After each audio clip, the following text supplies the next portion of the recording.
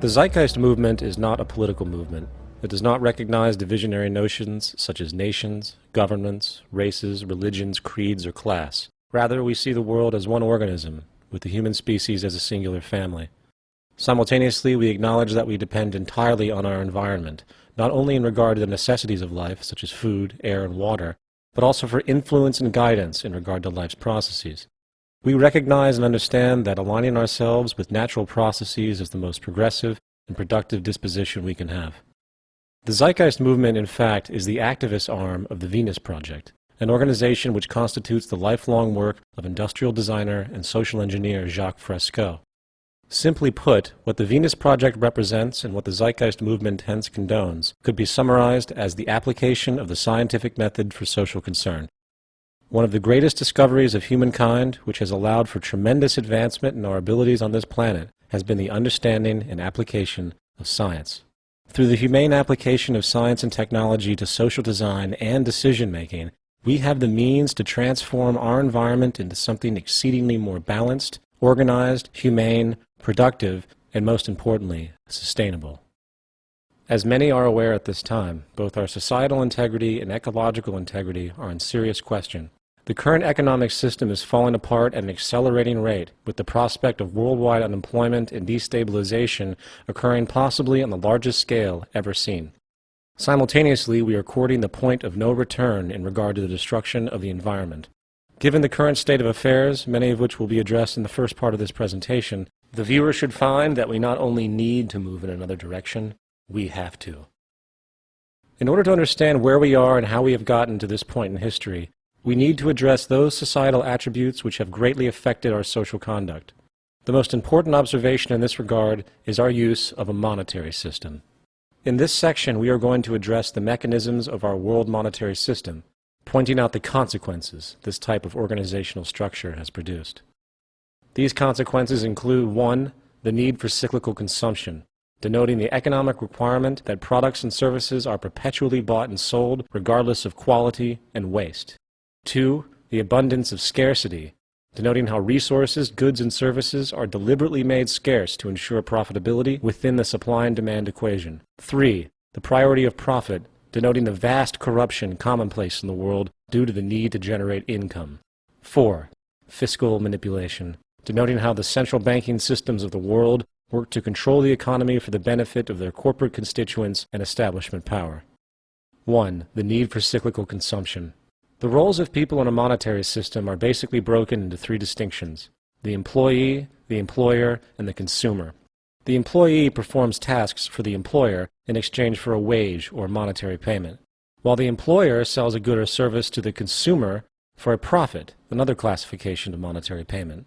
In turn, both the employer and the employee function as consumers, for the monetary payments they obtain are used to purchase goods and services relevant to their survival. This act of purchasing goods and services is what allows the entire system to perpetuate, thus allowing for the employer and employee to make money and thus continue consuming.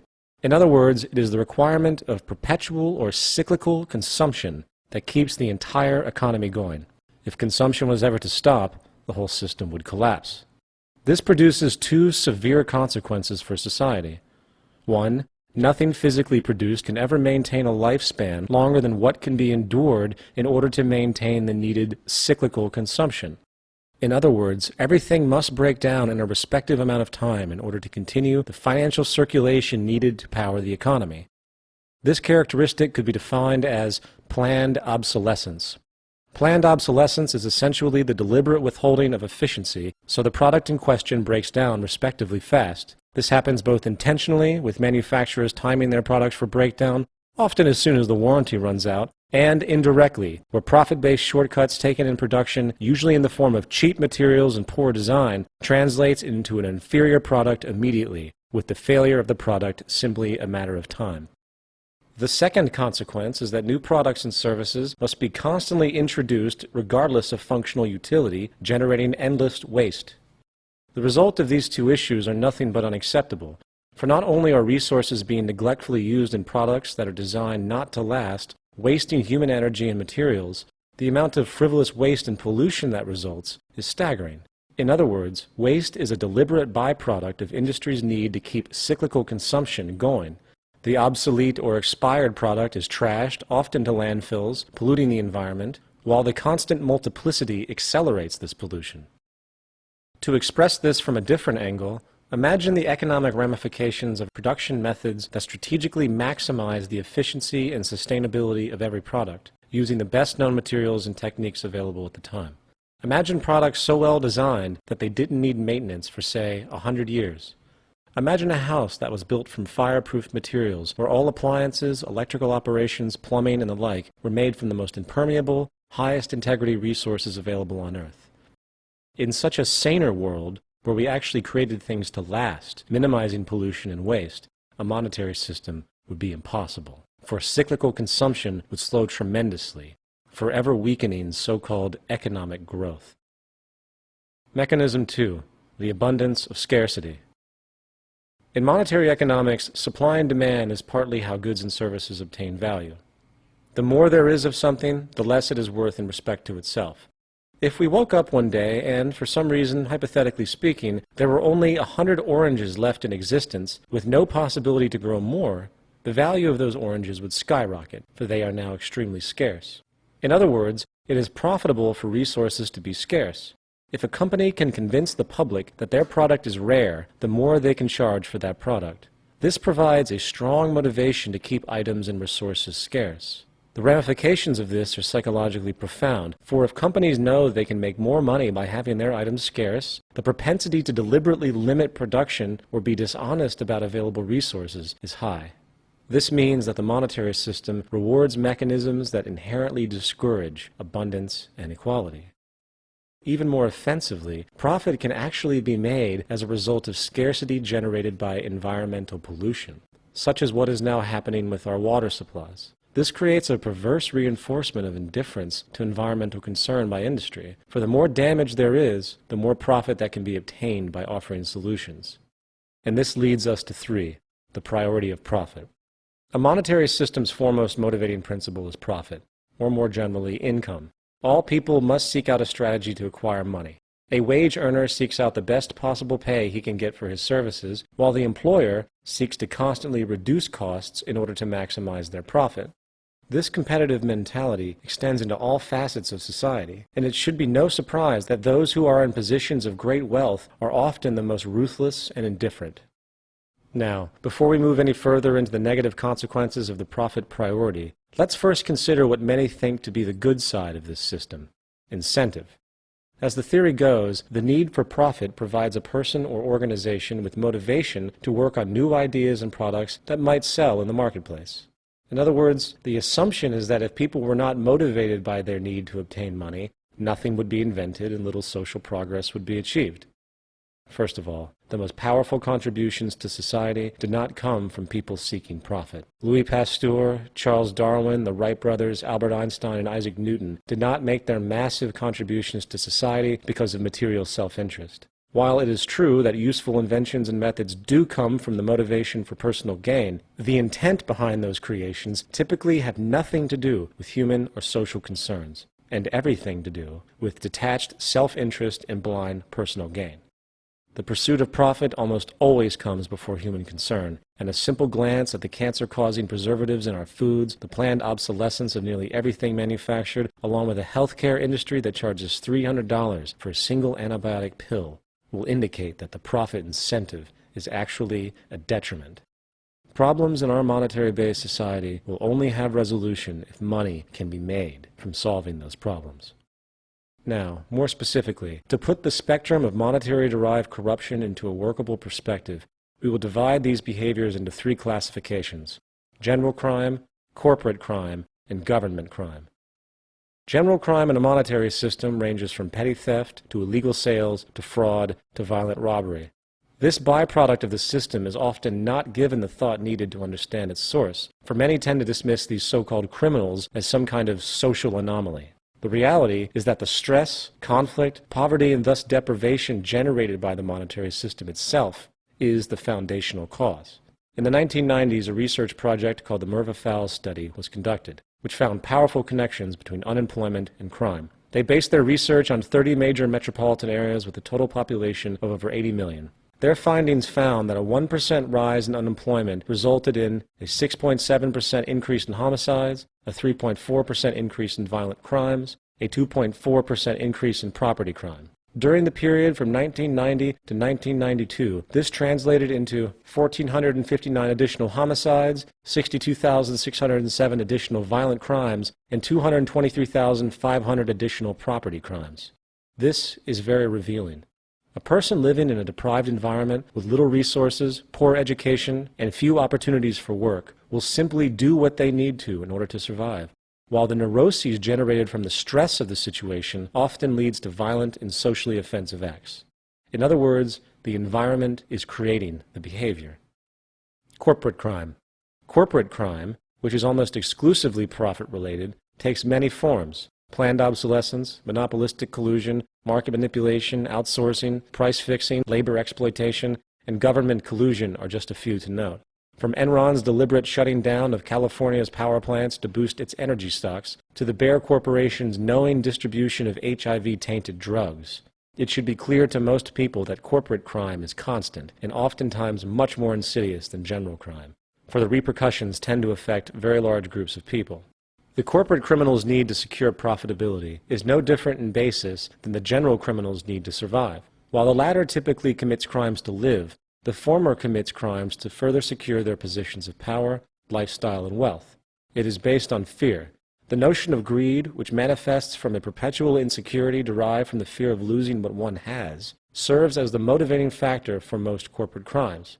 This neuroses is perpetuated and reinforced by what we could call the luxury stratification that the monetary system creates. For in this system, there is a never-ending progression of products available as one's purchasing power increases. And then there's government crime. Government crime is one of the more complex and difficult forms of conduct to consider, for perception of government is highly modified by the prevailing values this ruling class perpetuates through society. For example, patriotism is often used to encourage support for war, making people feel like they have an obligation to agree with the government's decision. That being said, let's take an objective look at what government within a monetary system actually is and represents. The central role of government is basically the invention of regulatory legislation and policies to handle the functioning of society. Idealistically, the broad interests of the public would be the first priority of government. Unfortunately, as history has shown, this is not, and has rarely been, the case. Rather, government as we know it is actually a parent corporation to all the other corporations working within the country's economy. This, of course, makes sense, for the value of any nation is really determined by the state of its economy. This means that the government has a vested interest in the economic position of its nation, most specifically with those interests that benefit them directly. Lobbying and contributions in America alone constitute billions of dollars a year, and this money is given entirely under the pretense of putting the donating party's agenda in action. Now, while the examples of government and corporate collusion are vast, the greatest monetarily derived crime of government is its use of war for the benefit of its corporate and financial constituents. In the words of two-time Congressional Medal of Honor recipient Major General Smedley D. Butler, war is a racket. It always has been. It is possibly the oldest, easily the most profitable, surely the most vicious. It is the only one international in scope. It is the only one in which the profits are reckoned in dollars and the losses in lives. Accelerated industrial creation, military contracts, reconstruction contracts, energy and resource acquisition or theft, high-interest, austerity-driven World Bank and private bank loans for post-war economies are just a few of the highly profitable mediums utilized.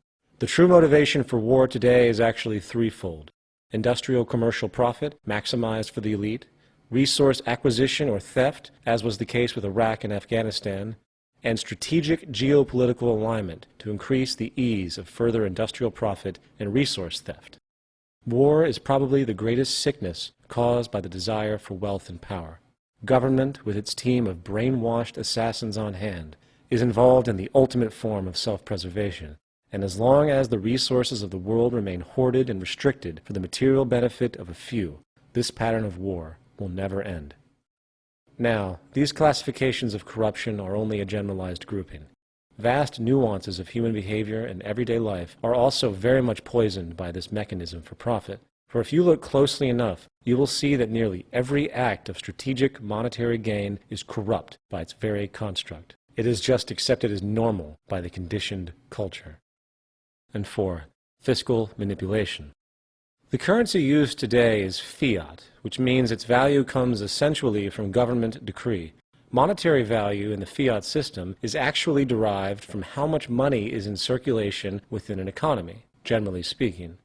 Just as with any natural resource, the more money that is in circulation, the less each unit of fiat currency is worth. When less money is in circulation, it makes each unit worth more respectively. This phenomenon could be called inflation and deflation, generally speaking. Now, the increase in the supply of money available in an economy is called monetary expansion, while a decrease in the supply of money is called monetary contraction. Generally speaking, the expansion period is usually associated with so-called economic growth, for more money is available and able to be put to use, and often more jobs are thus created. Conversely, monetary contraction is often called a recession or depression, for money is drying up, and hence there is less money to put to use, so jobs are lost and companies fail. Economic growth is typically defined as the increase in the amount of the goods and services produced by an economy over time. However, let it be understood that economic growth is really a zero-sum game. There is no such thing as true economic growth in and of itself, for the underlying mechanism is based almost entirely on the amount of liquidity or money in the system.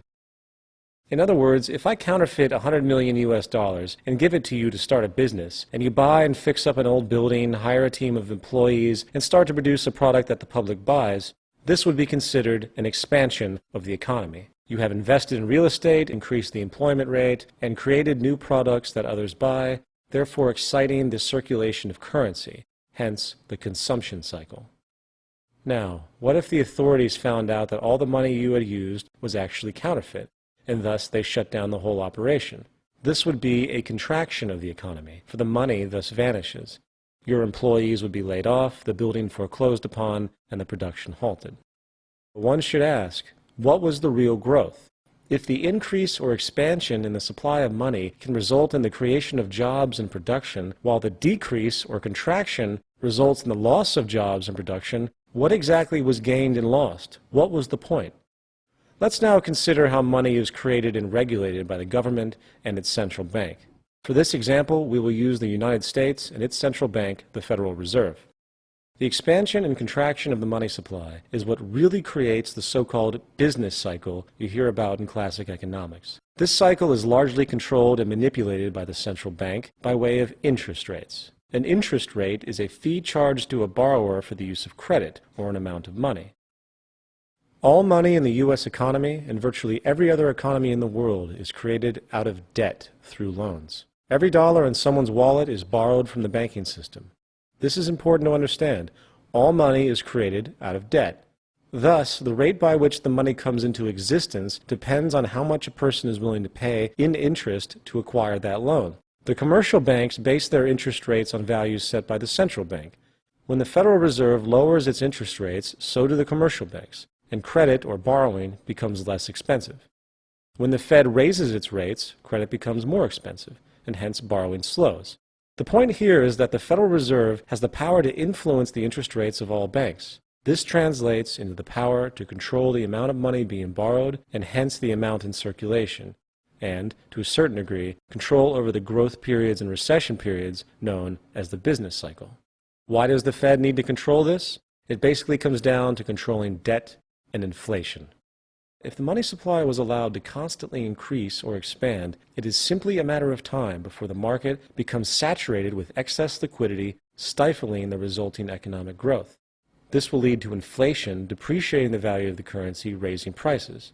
Likewise, since outstanding debt is directly proportional to the money supply because money is created out of debt, the more an economy expands, often the greater the debt that is created. This sets up an inevitable systemic crisis, for the money needed to pay the interest charged on the loans does not exist in the economy outright. Therefore, there will always be more outstanding debt than money in existence. And once the debt grows larger than a person or company can afford, defaults begin. Loans slow, and the money supply begins to contract. This particular scenario of debt overpowering and nullifying expansion could be termed financial failure, very simply. And this leads us to the next section. In this section, we will discuss the nature and ramifications of the current worldwide economic collapse and how it has been compounded by the gross selfishness and social irresponsibility of the government and corporate powers. Then, more profoundly, we will discuss the role technology is having in displacing workers and the powerful changes this phenomenon is going to force in the world economy at large. 1. Beyond irresponsibility. The collective external debt of all the governments in the world is now about $52 trillion, according to the CIA's World Factbook. Of the roughly 203 countries in the world today, only 4 do not owe others money. The United States alone has over $12 trillion of this debt as of January 2009, and a study authorized by the U.S. Treasury in 2001 found that in order to keep servicing the debt at its current rate of growth, by 2013, income taxes would need to be raised to 65% of one's income. The whole world is basically bankrupt. But how? How can the world as a whole owe money to itself? Obviously, it's all nonsense. The monetary system is nothing more than a game. Those in positions of social power alter the rules of the game at will. The nature of those rules are guided by the same competitive, distorted mentalities that are used to compete in everyday monetary life. Only this time the game is rigged at its root to favor those who actually run the show. For example, if you have $1 million and put it into a CD at 5% interest, you are going to generate $50,000 a year simply for that deposit. You are making money off of money itself. No invention, no contribution to society, no nothing. That being denoted, if you are a lower or middle class person who is limited in funds and must use credit cards and get interest-based loans to buy your home, then you are paying interest to the bank, which the bank is then turning around and using, in theory, to pay the person's return with the 5% CD.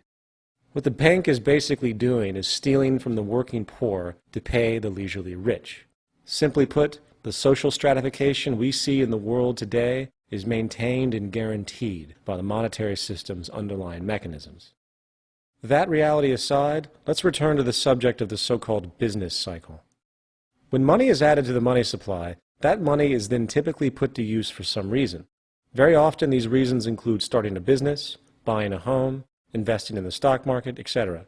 This increase in the money supply often translates into so-called economic growth and hence the boom period of the business cycle. Unfortunately, money cannot be added to the economy indefinitely, for the debt and inflation caused by the expansion will eventually overcome the growth benefits. When problems begin to arise after periods of monetary expansion, such as rising debt levels, slowing people's desire to take on new loans, the central bank and government regulators have basically two choices. They can either, 1, attempt to continue the expansion by infusing even more money, often by lowering the interest rates, making credit cheaper, or 2, let the contraction, hence recession, run its course, raise the interest rates, and bring the economy back to some kind of equilibrium.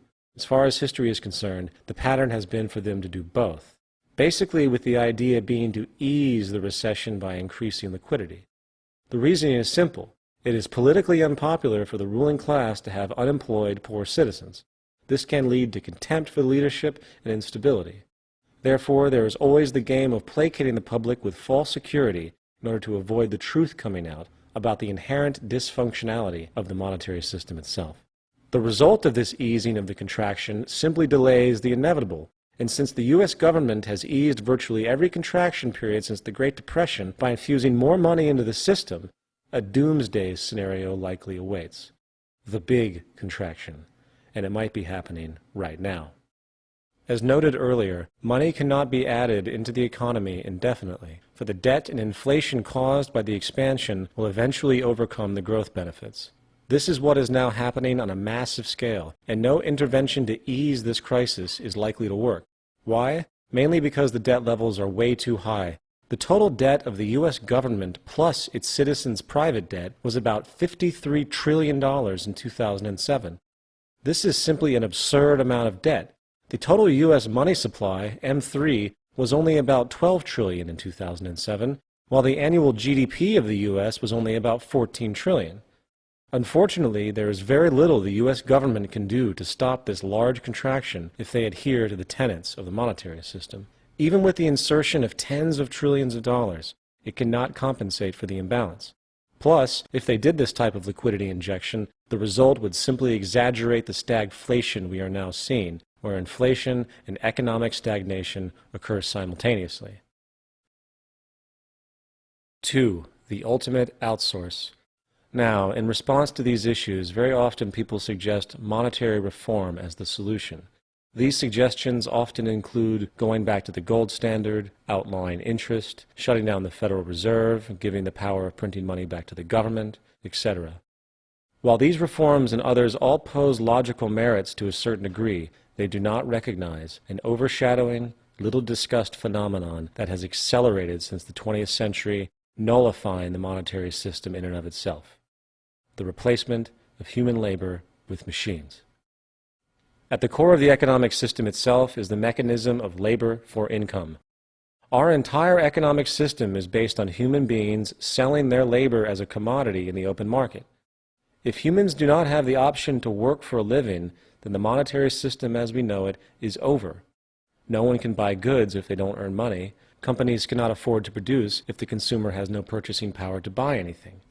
As John Maynard Keynes disdainfully pointed out, we are being afflicted by a new disease of which some readers may not yet have heard the name, but of which they will hear a great deal in the years to come, namely technological unemployment. This means unemployment due to our discovery of means of economizing the use of labor outrunning the pace at which we find new uses for labor. While politicians, business leaders, and labor leaders bicker over issues they claim are responsible for the growing unemployment in the world, such as foreign company outsourcing or immigrant labor, the real cause is going unaddressed in the public debate, and that is technological unemployment. Since market capitalism is built upon the logic of reducing input costs to increase profits, the inclination to replace human labor whenever possible by machine automation is a natural progression of industry. After all, a machine doesn't need to take breaks, it doesn't require health insurance or benefits, and it isn't a part of a demanding labor union. A simple glance at U.S. historical labor statistics by sector shows the pattern of machine automation replacing human labor definitively. In the agricultural sector, almost all traditional workflow is now done by machine. For example, in 1949, machines did 6% of the cotton picking in the South. By 1972, 100% of the cotton picking was done by machines. In 1860, 60% of America worked in agriculture, while today it is less than 3%. When automation hit the U.S. manufacturing sector in the 1950s, 1.6 million blue-collar jobs were lost in 9 years. In 1950, 33% of all U.S. workers worked in manufacturing, while by 2002 there was only 10%. The U.S. steel industry from 1982 to 2002 increased production from 77 million tons to 120 million tons, while the steel workers employed went from 289,000 to only 74,000. In 2003, a study was done of the world's largest 20 economies, ranging from the period of 1995 to 2002, finding that 31 million manufacturing jobs were lost, while production actually rose by 30%.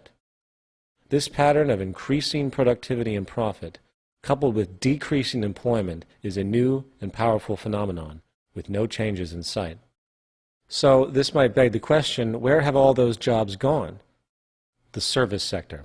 From 1950 to 2002, the percentage of Americans employed in the service industries went from 59% to 82%.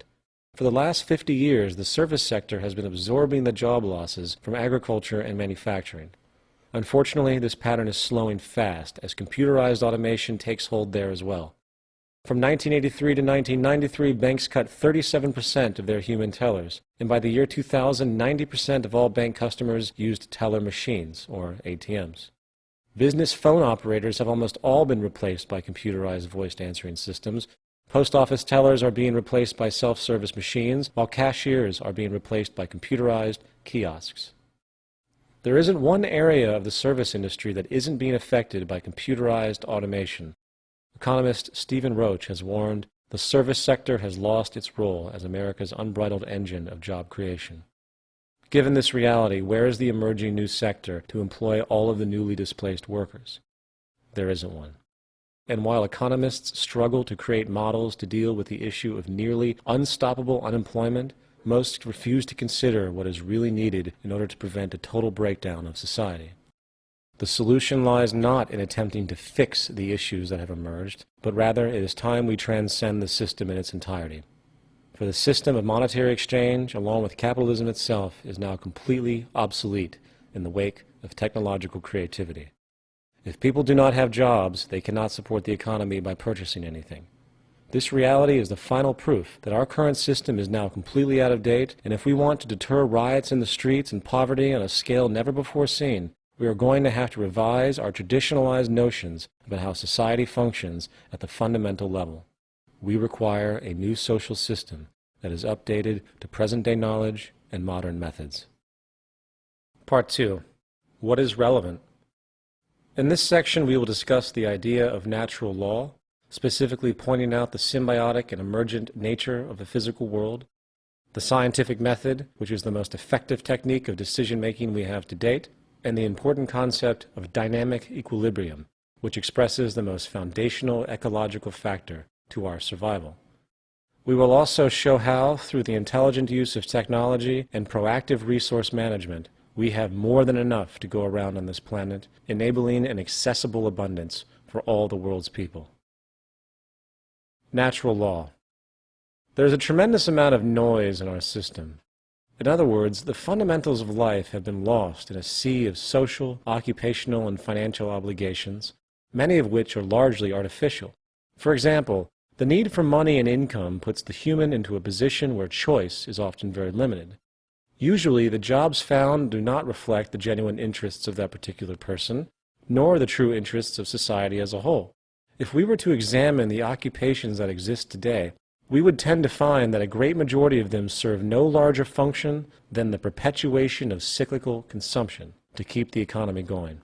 This arbitrariness constitutes a tremendous waste of life and resources. Consequently, the entire educational system in the modern day is nothing more than a cookie-cutter processing plant that prepares humans for predefined occupational roles. This element of human life has become so traditionally ingrained that many falsely consider the nature of having a job some form of human instinct. Even parents will blindly ask their kids, "What do you want to be when you grow up?" as though there was only one thing to prefer. Putting the traditional norms and modes of conduct in society aside for a moment, let's stop and consider what is actually relevant. Let's pose the question, what are the near empirical aspects of nature, and what do these understandings teach us about how we should govern our conduct on this planet? Natural Law 1. Every human needs adequate nutrition, clean air, and clean water, and therefore must respect the symbiotic environmental processes relevant to those needs. Most people today do not understand or consider the interconnectivity of nature and the chain of processes by which our food, air, and water currently come about. However, if we recognize, examine, and learn from these processes, a logical train of reasoning coupled with suggestive inference will guide us to more appropriate human behaviors that will help fulfill our needs. For example, water and air are naturally abundant planetary resources that only require that we, the human population, maintain them and preserve their sources. Sadly, our impulsive, narrow-sighted profit system has seen to it that usable water is now approaching crisis scarcity, for industry continues to pollute the system at every turn. In the United States alone, about 3 million tons of toxic chemicals are released into the environment a year, contributing to birth defects, immune system disorders, cancer, and many other serious health problems. The symbiotic relationship of natural processes has a built-in frame of reference, which is accessible by understanding how the world actually works via scientific investigation.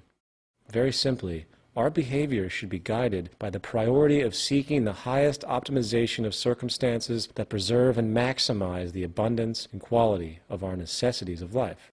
Sadly, this is not happening. The fact is, our sustainability is under severe threat by the current methods we are using. The monetary system continues to operate with the interest of short-term gain at the expense of long-term destruction. As natural law denotes, we need high-quality air, food, and water to live. Therefore, we must overcome any practices which disturb or create the propensity to disturb the symbiotic environmental processes which keep our basic needs in order. If we don't, the consequences of our violation of this law could put us past the point of no return environmentally, and thus the survival of the human race will be in question. Natural law 2. The only constant is change, and human understandings are always in transition. There is no evidence to support the idea that anything we think is true today will maintain its integrity tomorrow. While certain observed natural phenomenon may seem near empirical, based on current scientific evidence, the specifics of each notion will always be altered, for our tools and methods of analysis are always changing and hopefully improving. In the words of C.J. Kaiser, absolute certainty is a privilege of uneducated minds and fanatics. A cursory glance at widely defended historical notions, from the earth being flat to the sun revolving around the earth, teaches us that intellectual change is constant, and in turn, humans must keep as open a mind as possible to new information, even if it challenges that person's sense of identity. Everything we think and know are only probabilities, and with modern methods of analysis which have proven to have proactive benefits to society over long periods of time, we can now weigh our understandings and beliefs on an evolving, sliding scale, ranging from least probable to most probable. This is based not on human opinion or subjectivity, but on concrete feedback responses from the natural world. And this point brings us to the scientific method. Nature itself has its own set of rules, and it doesn't have the capacity to recognize or care about what you or anyone else wants to believe is true. Given this reality, it is in our best interest to learn and align with nature as best we can. The best known method for the discovery and application of the laws of nature is termed the scientific method. The scientific method basically has 3 steps: recognizing a new idea or problem that needs to be solved, the use of logical reasoning to create a hypothesis, considering all information available, and the testing of that hypothesis in the physical world through observation. The scientific method of inquiry is what has allowed the human species to gain comprehension of themselves and the physical world. For better or for worse, it is what's behind virtually every advancement that has improved the lives of the human species. However, most in our romanticized world still tend to view science as a cold, heartless medium, while citing distorted human value abominations such as the atomic bomb in refutation of the scientific perspective. In reality, science and technology are only tools, and like anything else, they can be used for productive or destructive purposes. That is our choice. Dynamic equilibrium. A dynamic equilibrium occurs when 2 or more opposing processes proceed at the same rate. There is an equilibrium that exists in the physical world which dictates, on some level, what the possibilities are for those organisms that utilize the available resources for survival. With respect to our planet, we would call this the carrying capacity of the Earth. The human management of dynamic equilibrium on this planet, which is the most important initial variable regarding the management of society itself, can only come from first understanding what the carrying capacity of the Earth actually is. The needs of the human population must be in balance with the resources of the planet. That being said, let's now examine what we know or can infer about the planetary resources available. The fundamental building blocks of society consist of the following: energy, industrial and technological raw materials, food, air, and water. Energy is the cornerstone of society today. It is one of the most critical factors to all social functionality. The age of oil and fossil fuels, along with all the resulting pollution, is coming to a close. There is no reason to burn fossil fuels at all anymore, other than the profit-oriented vested interest that keeps new clean energy prospects at bay. Remember, the last thing the energy industry wants is abundance, for that translates into a loss of profit in the monetary system. One of the most important sources of energy to recognize today is geothermal power.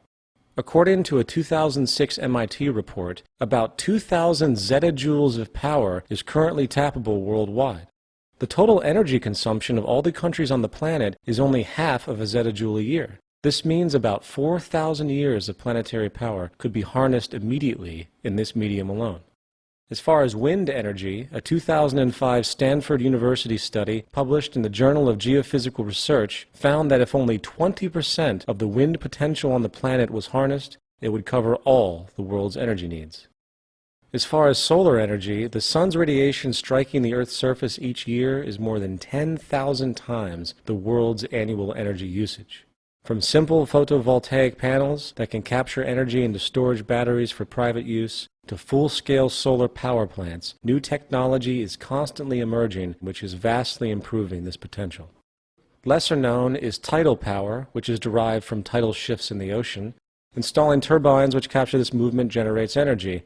In the United Kingdom, 42 sites are currently noted as available, forecasting that 34% of all of the UK's energy could come from tidal power alone. However, more effectively, wave power, which extracts energy from the surface motions of the ocean, is estimated to have a global potential of up to 80,000 terawatt-hours a year. This means that 50% of the entire planet's energy usage could be produced from this single medium. In view of all of these options, energy is nothing but abundant on this planet. The only reason people today think it might be scarce is because of the monetary system's strategic propensity to create the scarcity. The next question is, what about industrial raw materials? Can the Earth's supply of raw physical materials such as wood, iron ore, aluminum, and such support the needs of the world's population? Global mineral reserves are currently measured by commercial output production. Sadly, this does not give a clear picture of what is actually available. While some elements and minerals are vast in abundance, such as silicon, aluminum, and iron, others are seemingly growing scarce, such as copper, lead, zinc, gold, and silver. As far as we know, there has never been a complete geological survey of the Earth's minerals and elements, only regional ones. This must be done in the future for us to have an understanding of the dynamic equilibrium inherent. Regardless, there are basically three components to understanding the carrying capacity of the Earth.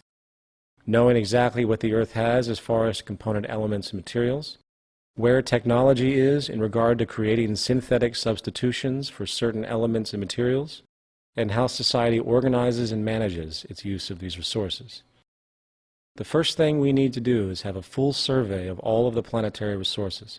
This will give us key information on how to proceed with our operations. For example, if we have an acre of land that we want to grow food with, the first thing would be to test the soil to understand what type of propensities it has. This information would have a direct relationship to what can be grown. This would illuminate the carrying capacity of the land, so to speak. In regard to scarce materials, finding substitutions is always an important pursuit. Many scarce industrial materials today now have synthetic counterparts, and the focus of scientific problem solving in this regard is very important. With this understood, we should realize that the scarcity of most raw materials are only as relevant as the amount of work being invested into finding a substitute or workaround. More important than substitutes and workarounds is the very nature of our usage of the planetary resources. Production output in the world today is staggering compared to the past. With the use of technology, we are able to produce more with far less people faster than any other time in history.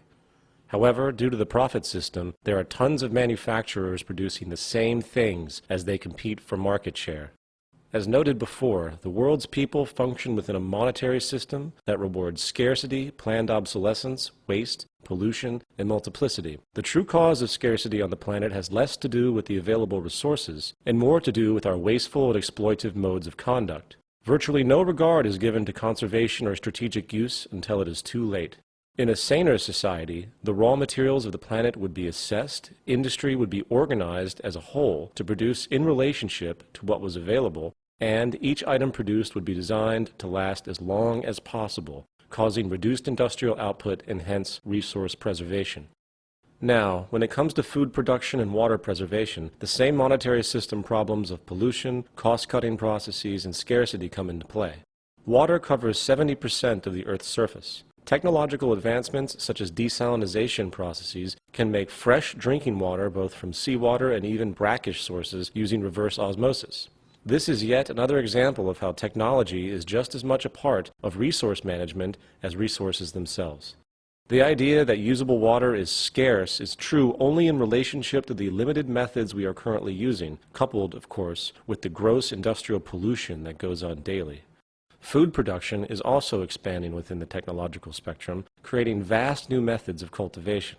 For instance, the Earth's surface is indeed being abused, with its precious topsoil being corrupted by different agricultural methods. According to some reports, we are losing topsoil at a rate of 1% a year, while the National Academy of Sciences has determined that the cropland in the U.S. is being eroded at least 10 times faster than the time it takes for lost soil to be replaced. Fortunately, scientists have devised a new form of soilless agriculture called hydroponics. This powerful new medium leaves a sea of options for the human population, for not only in compensating for the damage we have caused, but also by expanding the possibility of when and where food can be grown. With hydroponic agriculture, we could theoretically grow food in the middle of the desert with proper irrigation or by tapping down to the water table. The bottom line is that food, air, and water are only as scarce as we decide they are. If we choose to become intelligent and strategic with our production and preservation methods, while taking full advantage of scientific inventions that maximize our production capabilities, reducing waste and inefficiency, we can provide for the planet's people many times over. The starving children of the world are not so because of a lack of available food. It is their lack of purchasing power, not scarcity, which causes the needless deaths of millions a year. The means for social evolution. In this section, we are going to consider more specifically what it is we actually want and need in this world. What do we value in life? While there are many broad opinions in this regard, most people would prefer that they have clean air and water, nutritious food, material abundance, fast, clean, and efficient transportation, irrelevant education, public health care, the end of war, an environment that enables us to constantly improve our abilities, human extensionality, reduced stress, and reduced crime. We would consider these necessities and aspirations our goals. With our basic goals denoted, we must then think about the methods to be used in order to accomplish those goals. Unequivocally, the scientific method is the most powerful tool we know. Observation, logic, and testing have long since trumped superstition, intuition, and metaphysics. In the words of Carl Pearson, there is no shortcut to truth, no way to gain knowledge of the universe except through the gateway of the scientific method. The intelligent use of the methods of science is what has brought us nearly everything that helps us in our daily lives. The application of science to social organization as a whole is the next step in our evolution. Furthermore, to fully utilize the scientific method, we will need physical tools that can make our material needs possible. These material tools come in the form of technology. From a simple hammer to a high-tech, fully automated production plant, technological invention continues to ease production methods while also consistently making what was once deemed impossible, possible. The history of technology has shown tremendous accelerating development. Coupled with the scientific method of thought, the technological tools currently at our disposal have the ability to dramatically change humanity in ways most would find too fantastic to be true. For instance, if you showed a cell phone to a man from the 12th century, he would probably be shocked beyond comprehension at the magical instrument. Science and technology has continued to defy prior assumptions of possibility and will continue to do so. It can safely be assumed that whatever the future holds, from a technological standpoint, it will likely seem impossible and ridiculous from the standpoint of today's understandings and methods. Now, coming back to our larger point, the three attributes of personal and social evolution are thus our goals, the method of thought, and the tools to get it done. We define our goals based on what we value. We utilize the scientific method to solve problems and create hypotheses, and we harness technology to make the goal a reality. Part 3, a resource-based economy. In this section, we are going to address the Venus Project and its advocation of a new social system called a resource-based economy. We will describe its basis in regard to industry and labor, specifically discussing the role of technology and automation, while isolating the 5 most important steps to achieving the most efficient and effective production methods possible. Then we will address the role of so-called government in this new system, explaining the arcane nature of the institution as it exists today, and how, through the use of advanced decision-making methods, we will be able to remove the dangerous subjectivity and self-interest currently at work, and rather, we will arrive at decisions based on the scientific method with the use of computer technology. A resource-based economy utilizes existing resources rather than commerce. All goods and services are available without the use of currency, credit, barter, or any other form of debt or servitude. The aim of this new social design is to free humanity from the repetitive, mundane, and arbitrary occupational roles which hold no true relevance to social development, while encouraging a new incentive system that is focused on self-fulfillment, education, social awareness, and creativity, as opposed to the shallow and self-centered goals of wealth, property, and power which are dominant today. The Venus Project recognizes that the Earth is abundant with resources, and that our outdated methods of rationing resources through monetary control are no longer relevant. In fact, they are very counterproductive to our survival. The monetary system was created thousands of years ago during periods of great scarcity. Its initial purpose was as a method of distributing goods and services based on labor contributions. It is not at all related to our true capacity to produce goods and services on this planet. The bottom line is that physical survival and quality of life is based solely on our use, management, and preservation of the Earth's resources. Now, with our ever-growing scientific ingenuity to utilize those resources in the most humane, technologically constructive, and strategic ways, the tradition of labor for money and money for resources now has no legitimate basis. Industry and labor. As expressed previously, statistics have shown that human beings are increasingly being replaced by automated machines in the workforce, causing unemployment and hence a reduction in the purchasing power of the citizenry, slowing so-called economic growth. Consequently, we are now seeing a deliberate stifling and withholding of technological development for the sake of keeping people employed. It's like having an electric drill available during a job, but instead you use a manual drill because you want to get paid for more hours. It is nothing but absurd and irresponsible to slow and ignore technological development in order to preserve an outdated social system. We need a social design that focuses on maximizing our technological abilities for the sake of freeing humanity from drudgery and increasing productivity to its highest potential. Anything less is really unacceptable. Now, for the sake of argument, let's completely forget about our current monetary-based social system and take a fresh look at modern industrial production methods as would be implemented in a resource-based economy. The question to consider is, how do we design a production system that maximizes high-quality output, reduces waste, considers the dynamic equilibrium of the Earth, and reduces repetitive and mechanical human labor? Based on the scientific method, here's how the logical reasoning for industrial production methods would unfold. Step 1. Survey the planetary resources. Step 2. Decide on what needs to be produced, oriented by priority ranging from bare necessities, such as food, water, shelter, to utility-based production items, such as raw materials, automation machines, and technological development, to production items used for non-utility-based purposes, such as entertainment media, radios, musical instruments, etc. Step 3. Optimization of production methods while maximizing the product's lifespan. Step 4. Distribution methods for human access. Step 5. Optimized recycling of the products that become outdated or inoperable. Step 1. Survey the planetary resources. As denoted before, it is critical that we know what we have on this planet, for that translates into what the possibilities are. With this information, industrial production is always adjusted to compensate for any emerging scarcity, along with the most mathematically appropriate raw material distribution based on availability and most relevant application. Any scarce resource is thus immediately addressed by seeking alternatives and substitutions.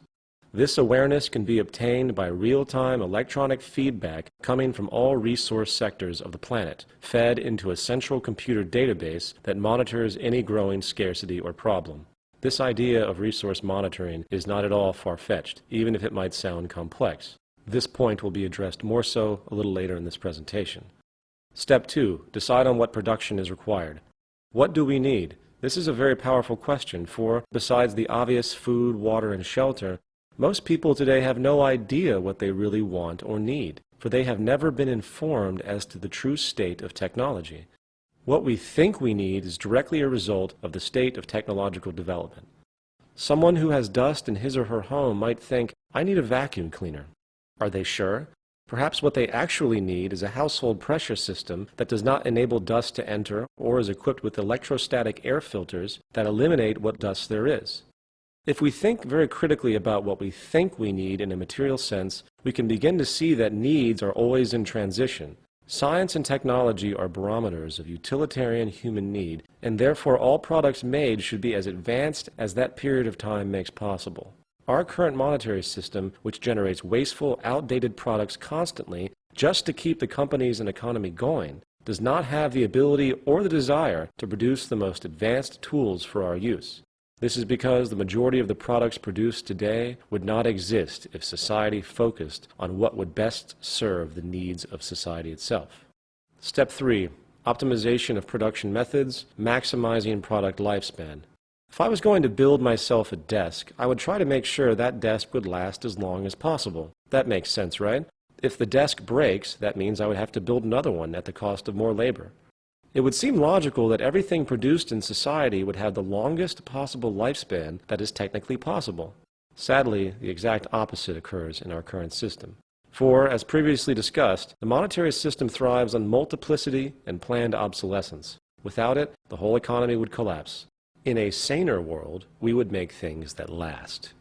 The optimization of production methods is about using the most powerful materials and methods while outputting the most long-lasting and effective products. Furthermore, human labor is not only currently being replaced by machines because it is more cost-effective in the profit system, machine labor is actually much better than human labor, and output statistics have shown this continually. This, of course, should be of no surprise. For a machine does not get tired, and it is always more accurate and consistent than a human mechanically. High-efficiency labor automation coupled with the scientifically managed resource abundance will allow for a fluid, near-scarcity-less environment which could be operated by only a small fraction of the population. Step 4. Distribution methods for human access. Distribution methods would also depend on the state of technology.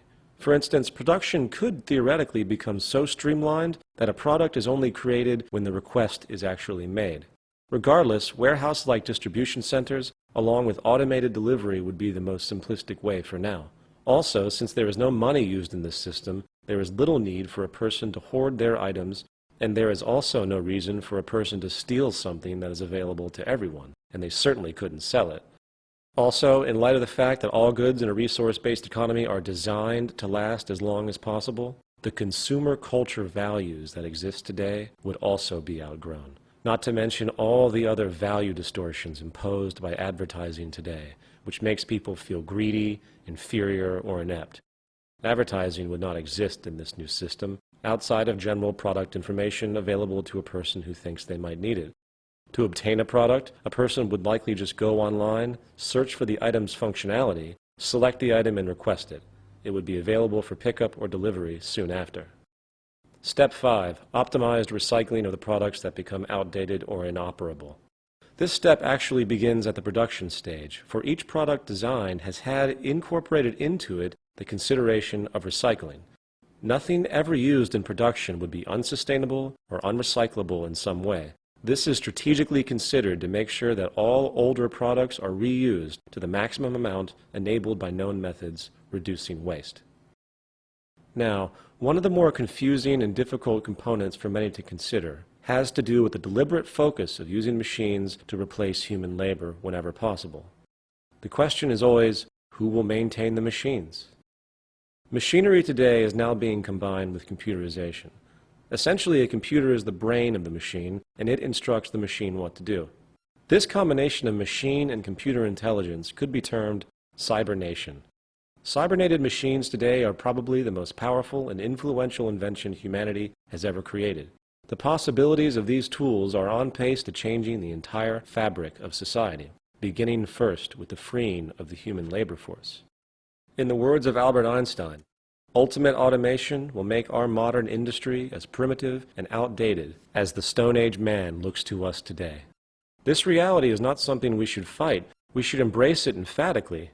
Cybernation is the emancipation proclamation for humankind, freeing us from the drudgery of common labor, opening new horizons for human creativity and exploration. These cybernated machines far exceed the physical accuracy and endurance of the human body, while also being able to compute at incredible rates, also far exceeding the computational speed and capacity of the human brain. As far as application, the first step is to ensure that the cybernated machines we devise are of the highest quality components and programming. In order to do this, we would have to outgrow the monetary system, for it perpetuates inferior products for the sake of cyclical consumption. There is no reason why everything in your home, from your refrigerator to your stove to your television to your computer, could not last your lifetime without physical repair. How can that be said with confidence? Because the best materials available on this planet, such as titanium, have sustainable properties that far exceed the life of a person by thousands of years. The cybernetic machines would not be bought and sold, they would be built and designed to last. Not only will they have extreme durability and long lifespans, these advanced machines will eventually be able to repair themselves. In cars today, there are often warning lights on the dashboard that will alert you to a problem with a particular part of the car. This idea can be expanded in all machinery to the degree where not only is the machine's onboard computer aware of a problem, supplemental machines can thereby be directed to replace the broken part in real time. As fanciful as it may seem, self-repairing machines, structures, and even circuits are growing realities. The problem is that the production of such efficiency is not rewarded in the monetary system, so most people in society have no idea of what is actually possible. Furthermore, the role humans will play within this automated system will be that of supervisors, and nothing more. Once a fully integrated, autonomous, cybernetic industrial system is set up, it is simply a matter of updating the system and making sure the system is in order.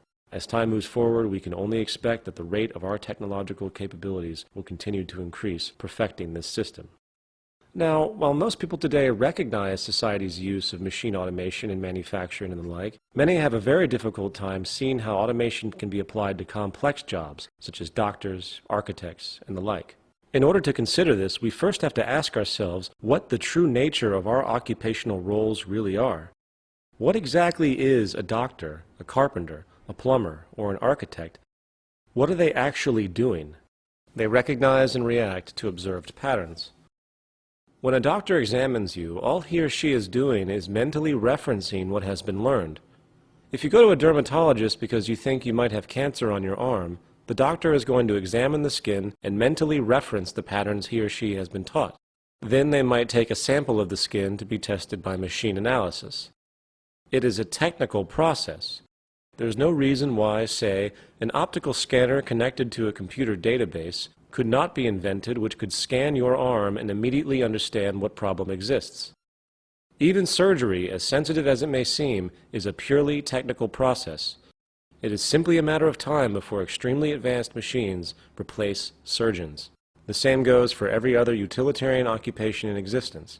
And this brings us to a very critical realization, one that will have a profound effect on our progress on this planet. The conscious delegation of decision-making to computers is the next phase of social evolution. The utilitarian roles that humans assume in society today are fundamentally technical by nature. While this seems obvious in regard to physical labor, our mental labor can now be delegated to computers as well. If this sounds foreign to you, please note that if you have ever used a calculator, you have delegated your decision-making to a machine. We must remember that logical reasoning, which is our cognitive ability to think out solutions to problems from a cause and effect standpoint, is entirely a technical process based on the amount of information we have at any one time. For example, if we have a problem with our car, we would go to a mechanic and he would use his pattern recognition abilities and associative memory to consider the possibilities that might have caused the problem, along with the possibilities for solving the problem based on reasoning. It is an objective, technical process. However, a mechanic's human brain is only capable of a certain amount of memory and intellectual processing power. A modern programmed computer, on the other hand, can store tremendously more data than a human and can consistently and rapidly process information without getting lazy or tired. For instance, let's assume we have programmed a computer with the data set consisting of the car in question. The computer has been programmed to know every component, every weld, and every electronic pathway, etc. of that vehicle.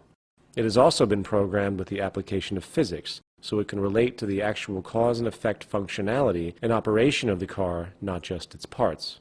When the car is taken in for repair, the mechanic will simply go over to his computer and input a description of the problem. He might input left headlight not working.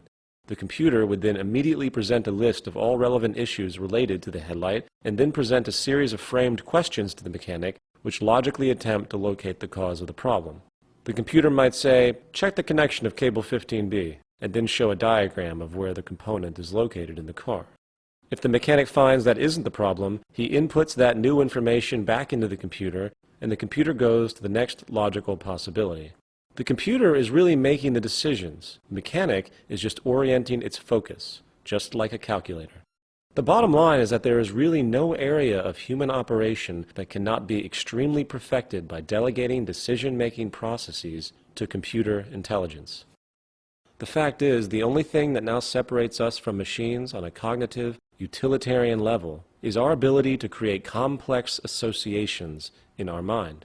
No computer today has yet to respond effectively to being asked a complex question in the English language or any language. It requires that the language be transformed into one that it is programmed to understand, such as mathematics. However, new technological fields, such as artificial intelligence, are beginning to grow with incredible possibilities for this kind of awareness. In time, complex thought processes once thought could only be accomplished by the human mind will eventually be achieved by computers. With this understood, we will now describe how this new possibility of delegating labor and decision-making to a multifaceted, highly efficient computerized system is what will constitute the replacement of the institution we know of as traditional government.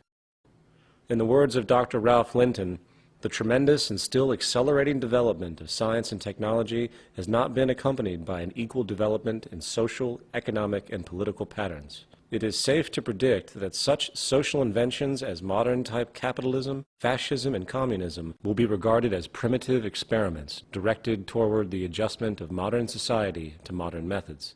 First of all, government as we know it is a byproduct of environmental scarcity. They are really monetary system creations. Sadly, due to the very nature of their power, history is one constant chain of governmental corruption, from the genocidal slaughter of peoples in opposing nations to the deliberate oppression of a country's own people in order to maintain the established order. Now, government decisions today are based on self-interest, just like the corporations. There will never be such a thing as an ethical government as long as money can be used to influence the decisions of political participants. When we understand that everything in regard to social organization is a technical process, we then see that there is little reason for traditional opinions in the solving of any problem. If a person reads one page of a book and closes it, he or she can easily have an opinion on that book as a whole. If another reads the whole book, they might also have an opinion. Whose opinion would you value more, the person who read the full book or the person who only read one page? In other words, the more information taken into account in the process of decision-making, the more accurate that decision will be. As discussed earlier, computers can now access trillions of bits of information a second across vast informational databases, and compute output results near the speed of light. The transfer of decision-making to computers is the next phase of social evolution. It greatly reduces human error and removes dangerous biases, subjectivity, and erroneous opinion. Because of the limitations of the sensory and cortical equipment in our body and mind, no one can know everything there is to know in the world. Our senses are limited in range. Our eyes can only see a fraction of the electromagnetic field. Therefore, it is a logical progression that we delegate decision-making to machines, for they do not have these restrictions. Computers, used as tools, can and will be able to solve problems which humans simply cannot, due to our physical and mental limitations. It is no different than a person who uses a pair of glasses to see or a calculator to do math. Glasses are a technological tool, an extension of the human being that helps a person see better than they would normally. Cybernetic machines are nothing different. They are nothing more than extensional tools that expand our abilities. The human species has the powerful ability to improve itself through technological invention, and we must realize this and maximize its potential. In a resource-based economy, people do not make decisions. They arrive at them through the use of advanced technological tools that incorporate the scientific method. There is no Republican or liberal way to design an airplane. So why do we use these outdated worldviews to operate society today? When we recognize society as a technological invention, with its component variables really no different than the component variables of an airplane, we then see that our orientation towards so-called government should be purely scientific. Politics is outdated, for its processes are largely subjective, highly influenced by money, and virtually without scientific reference. Government and the concept of the state will eventually be outgrown entirely and replaced by an objective system of global resource management and technological organization. Government thus becomes a cyberneted system, which is intimately combined with industry and is only responsible for the production and distribution of goods, along with resource and environmental management. Generally speaking, the components of this new system would be as follows. 1. A central computerized database containing catalogs of every known material and every known technical understanding. As noted previously, computers have the ability to catalog information and logically compute it on a scale much larger than any human can. As stated before, the most efficient decisions we can make are decisions that take into account all known relevant variables. Only computers will be able to handle the integration of all known earthly knowledge and come up with decisions that will be logically based on the full known range of data. Just as with our previous example of our car mechanic who had his tailored database program for solving mechanical problems, this central computerized database contains all known knowledge ranging from the properties, combinations, and applications of every element on the periodic table to the complete known history of technological invention. Once the associative system emerges, which will allow computers to contextually cross-relate all the known disciplines, we will have at our grasp a tool of immeasurable possibilities. For the new method of problem-solving and invention will be an interaction with this database program. In fact, it will likely come in the form of a simple website on the Internet. You would pose a problem or question to the database, and it will give the best feedback that is possible based on the current state of knowledge at that period in time. It is no different than interfacing with a calculator, but this new calculator has a powerful associative system and an extensive database of knowledge that can not just understand and compute math. It can integrate physics, biology, astronomy, and every field of science into a concentrated tool. If this sounds like science fiction, you can rest assured that the U.S. military's Pentagon likely already has similar database and decision-making programs, which it uses for war strategies. However, in order for this system to be effective, it must also have real-time feedback input from the planet in order to understand what resources we have so we can account for dynamic equilibrium. Therefore, the central computerized database would lock into an Earth-wide autonomic sensor system with environmental sensors in all relevant areas of the planet, generating industrial electronic feedback regarding resources, operations, and other environmental issues. This holistic system keeps track of all the resources on the planet while also monitoring the Earth for environmental disturbances which humanity should be alerted to. This will not happen overnight, but if we begin with constructing regional systems and over time interlink all the regional structures, it could be created sooner than we think. The interaction of this sensor system will inform the central database program of what is available and what is scarce, while the database will in turn constantly adjust industrial methods based around the dynamic equilibrium on the planet, along with improved technology. Now, even with our understanding of the profound, labor-relieving effect computerized automation will have on society, when we finally decide to outgrow our scarcity-based monetary system and focus on the maximization of technological invention and abundance for all the world's people, there will still, of course, be the necessity for human technicians to work within the system, updating it and overseeing its operations. We can consider them interdisciplinary teams. Interdisciplinary teams of technicians oversee the system and help orient research projects to continue growth, efficiency, and social evolution. In an optimized version of this system, no more than 5% of the world's population would likely be needed to run the show. The more optimized and powerful our technology and methods become, the more that number decreases. They would simply work in scientific fields relevant to the functionality of society. Of course, many who hear this often ask, what about democracy? How do I participate in this system? Do we elect the interdisciplinary teams? In a resource-based global economy, the traditional concept of politics, elections, and the like has no relevance or basis. While this notion scares a lot of traditionally minded people, it must be reiterated that our problems in life are technical and are relative only to humanity as a whole. We must also face the fact that so-called democracy in today's world is a complete illusion. It always was. People think they have choice in our current system because they can press a button on a voting machine and put some pre-selected person into power. Once that person is in power, the public then has no say. Did you vote for the space program? Did you vote for the cabinet of a new president? Did you vote for the tax cut? Did you vote for where highways or power grids go? Did you vote for the war in Iraq? No, you didn't. The traditional concept of a participatory democracy is a cruel joke. The game has been used to give the public the illusion of control for countless generations, while the distorted monetary powers at the top continue to do whatever they please. There never was a true democracy in any country in history, and there never will be as long as the monetary system is in operation and scarcity is perpetuated. So then, how would a person participate within a resource-based economy? Well, how would you define participation? True participation in society would entail understanding how society technically worked, and then constructively proposing ideas or innovations to be implemented, created, or altered. The first thing a person would do is interact with the central database, which, as denoted before, would come in the form of an internet web page that every person on the planet has access to. They would then input their proposal. The central database, with its historical knowledge and full integration of all scientific fields, would then analyze the concept for its scientific and technical integrity, along with optimizing the materials required, if necessary, based on current understandings and availabilities.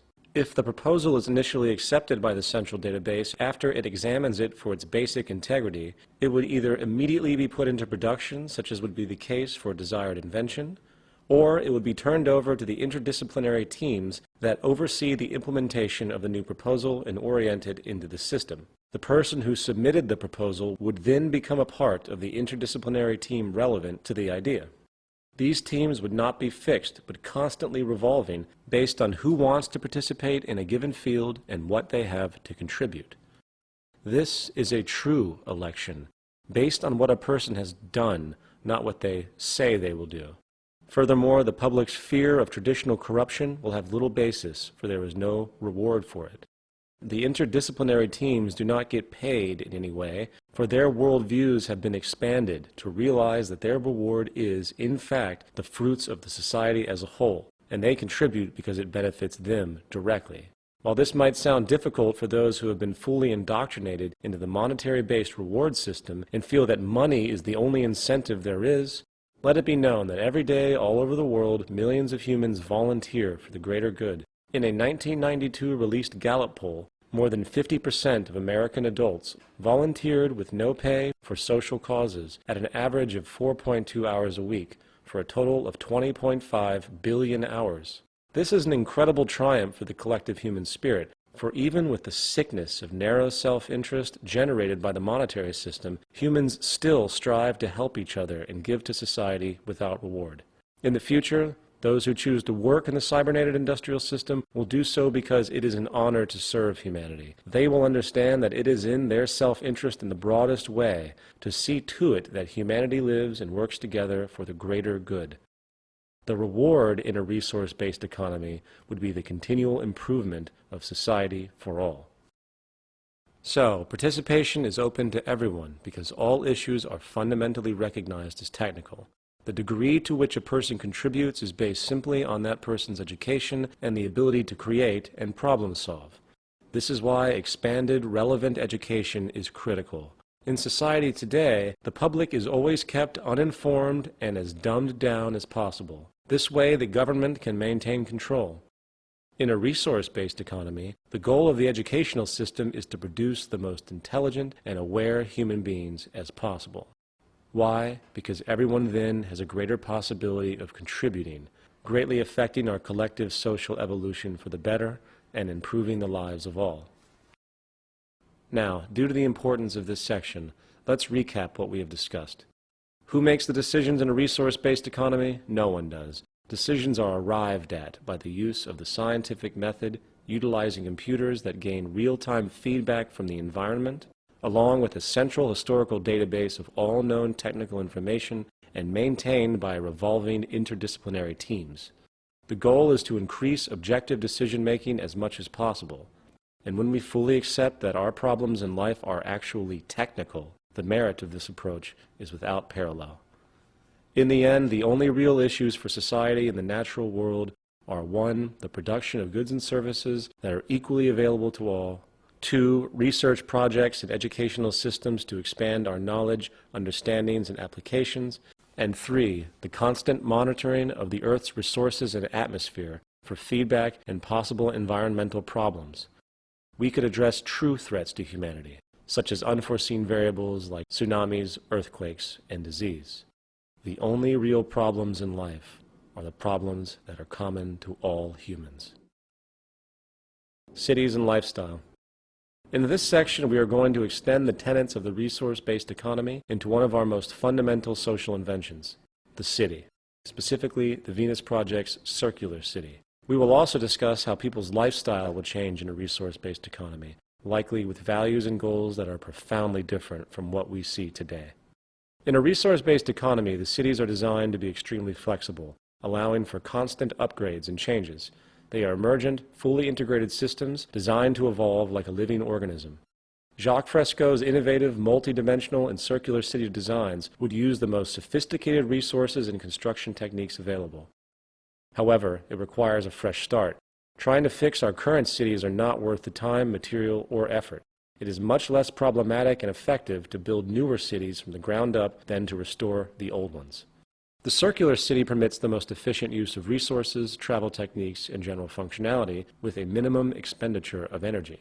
The geometrically elegant circular arrangement is designed to allow for the highest standard of living in the most productive and efficient ways possible.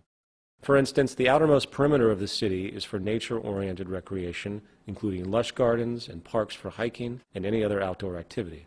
The next intersection is the agricultural belt, using outdoor and indoor agricultural methods so food can be grown all year round. Continuing in, 8 green areas provide clean, renewable energy sources for the entire city. While these energy sources would be region-specific, often these methods will include geothermal, wind, and solar, while those cities close to water will extend to wave and tidal power. The largest of these green areas is also the residential belt.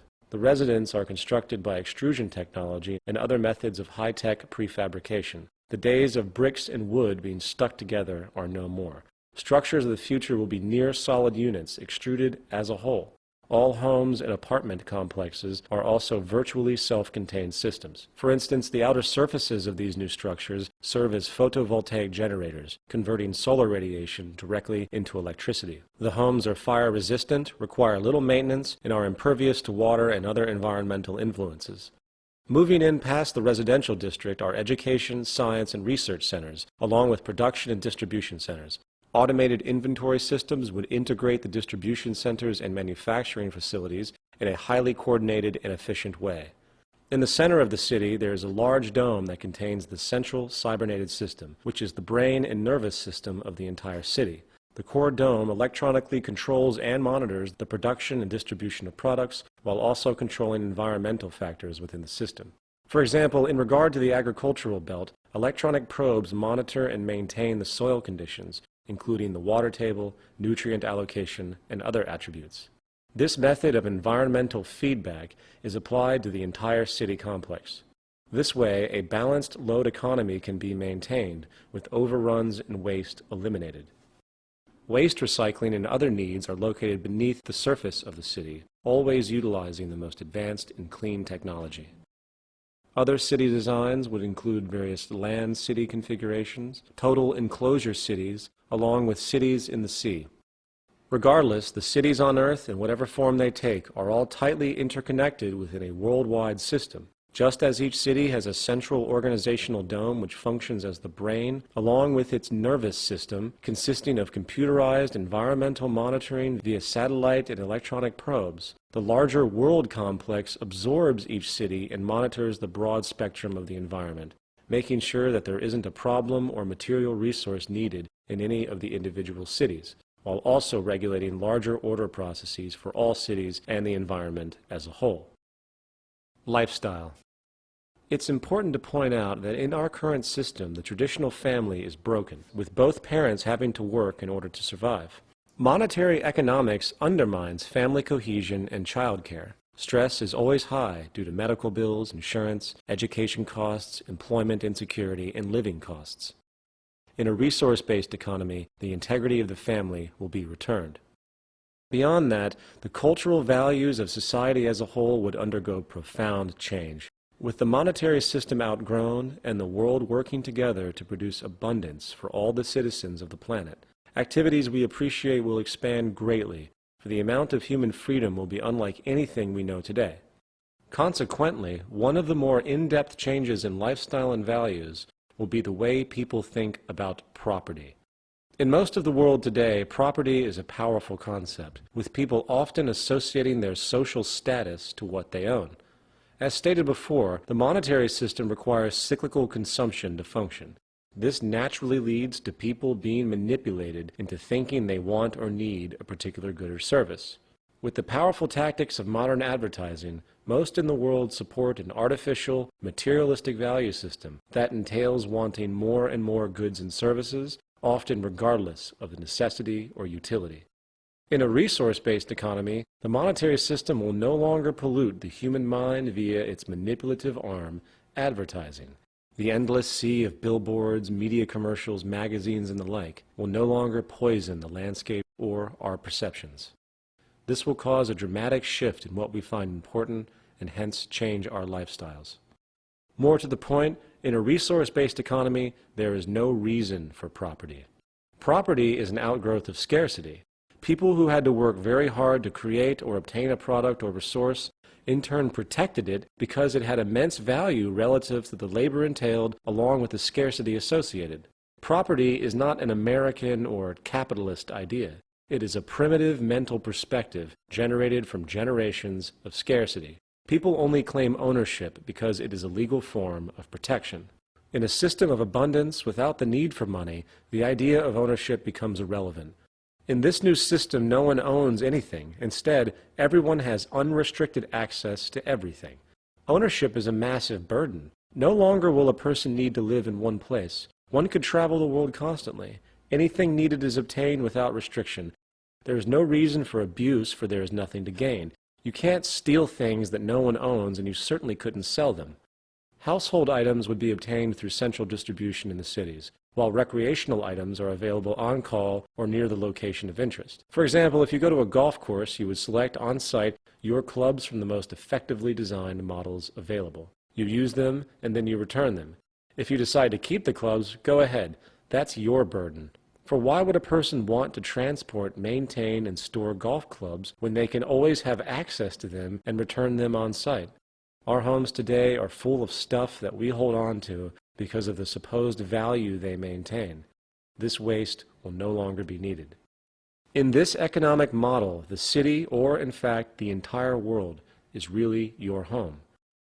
If you require an automobile for whatever reason, the car is made available for you. When you get to your destination, the satellite-based driving system will automatically make the car available for others to use, as opposed to sitting in some parking lot, wasting space and time. In society today, the need for property results in extreme product overlap and redundant waste. It is much more intelligent to create a universal shared system, for it dramatically reduces waste, redundancy, and increases space and efficiency. Human behavior. In this section, we are going to discuss the issue of human behavior and its relationship to the environment, while also addressing the legal system and its extremely despotic, backwards basis for influencing human conduct. Some people who consider the tenets of a resource-based economy tend to think that the system would be difficult due to something called human nature. The argument is that humans are inherently competitive, greedy, and blindly self-serving, implying that no matter how technically good things are in society, there will always be corrupt people who want to abuse others and seek dominance. Human nature is defined as the shared psychological attributes of humankind that are assumed to be shared by all human beings. Therefore, the implication of the term is that certain psychological, hence mental behaviors are in some way supposedly born with some preset psychological inclinations. It is easy to see how this kind of assumption has manifested, for if you look at the historical record for the human species thus far, we see an endless series of wars, genocides, conquests, and power abuses. Given that this is the pattern we recognize, it is easy to assume that it must be some set human nature to behave in ways that are historically reoccurring. Furthermore, so-called criminal behavior has been a focus of psychologists for some time. Is it the responsibility of an individual's genetic makeup that makes them a so-called criminal? Or is it the environment in which they are raised that determines this? This is the age-old question of nature versus nurture. First, what exactly is criminal behavior? How do we qualify behavioral distinctions that have been invented by man and change with time? The entire concept of criminality is temporal and relative to a culture's values and concepts of morality. Only 600 years ago, certain indigenous cultures around Mexico engaged in mass human sacrifice, often killing thousands at a time. Was this criminal activity? To us, perhaps, but to them it was accepted social custom. What about the generations and generations of accepted slavery? Is a criminal someone who steals food in order to feed his or her starving family? The bottom line is that there is no concrete scientific evidence that really supports the notion that any of our behaviors are strictly the result of our genetics. The notion of human nature is largely mythological. It stems from primitive religious dualities that the human is good or evil inherently. The pursuit of people who seek the gene or the like, which is supposedly the cause of a particular behavior, is essentially a form of superstition. It is like a person being possessed by demons, which control their actions. The fact is, while neurochemicals and physiological traits set propensities for a person's reactions and social gravitation, it is the environment that really creates our values and behavior. There is no fixed, predetermined human nature. Our values, methods, and actions are developed and derived from experiences. A Chinese baby taken at birth and raised in a British family in England will develop the language, dialect, mannerisms, traditions, and accent of the British culture. The bottom line is that our behavior is based upon what we learn, coupled with the biosocial pressures that we must deal with in order to survive. As far as society today, the most fundamental condition for offensive behavior is derived from the monetary system. As expressed before, the monetary system perpetuates corruption, stratification, scarcity, and insufficiency. So-called decency cannot exist in a world of competition, wealth imbalance, poverty, and deprivation. The despotic behavior we see in the world today is not the result of ingrained genetic forces. It is essentially a result of years of scarcity and competition. The legal system. In response to this, society today attempts to control people by way of threat, using laws. Laws are nothing more than patches which do not address the root causes of behavior. If a person is arrested for stealing, very little thought is given as to why that person chose to steal to begin with. Rather than consider the root causes, society today takes the easy way out and often removes the so-called criminal via prisons. The source of any so-called crime is really society itself. There is no such thing as a criminal. As repeatedly expressed, the monetary system generates corruption by its very construct. As the Merva and Fowl study presented previously clearly shows, socially offensive behavior is directly related to the socio-economic circumstances. The great majority of people in prisons come from deprived socio-economic positions. Therefore, if we want to alter the behavior of people, we have to alter the social conditions. We want to design out the flaws. You don't put up a sign that says speed limit 55 miles per hour for safety. You design the system technically so safety is built in and human error is either greatly reduced or not an option. If you don't want a person to steal, you make what they need readily available to them without the need for debt, subservience, or competition. With the progress of technology today, we have the ability to create a new social system that can allow all people access to the necessities of life without a price tag, debt, or servitude. This will have a profound effect on the way people treat each other and interact in society. A staggering drop in crime would be the result, for most crimes are monetary related. Furthermore, for those crimes that might occur, such as a person who kills another out of jealousy, they would not be treated as a criminal, but rather as a sick patient. Society will understand that people are products of their environment, and rather than condemn the person to a cold, concrete cell, social scientists, psychologists, and sociologists will heavily research the cultural causes that generated the killer's behavior and consider those conditions that need to be altered, often through education. In conclusion, since antiquity, great religious and secular philosophers alike have constantly advocated peaceful, unified ideals for humanity. From Christianity to Hinduism, the idea of seeing others as yourself is a long-standing disposition. Sadly, one glance at society today makes one wonder why the idea of universally valuing and respecting your fellow human being and working together has never taken root. Today's self-interest, money-oriented society creates an environment that refuses to allow for the universal caring and account of another. This system is based on the perpetuation of oneself at the expense of others, and therefore it will never allow for a world of balance and harmony. The fact is, it is time to stop praying, stop wishing, and stop blindly talking about our supposed humanistic and religious ideals and actually work to make them happen. A resource-based economy puts into practice everything the great religious and philosophic teachers have always talked about in regard to humans embracing each other as their own and working together in mutual respect as a single human family. The use of science and the scientific method, while often deemed cold and heartless, actually presents one of the most profound spiritual unfoldings we have ever seen. While many people look with great awe and respect upon figures like Mother Teresa and her selfless nature, few tend to see Alexander Fleming, the man who discovered penicillin, in the same romanticized way. Penicillin has saved countless more lives today than any charitable idea or organization. The point is that science and technology are divinity in action. We cannot wait for some divine revelation or some great man to guide us. We must realize that we are on our own on this planet, and it is up to us to change the world for the better.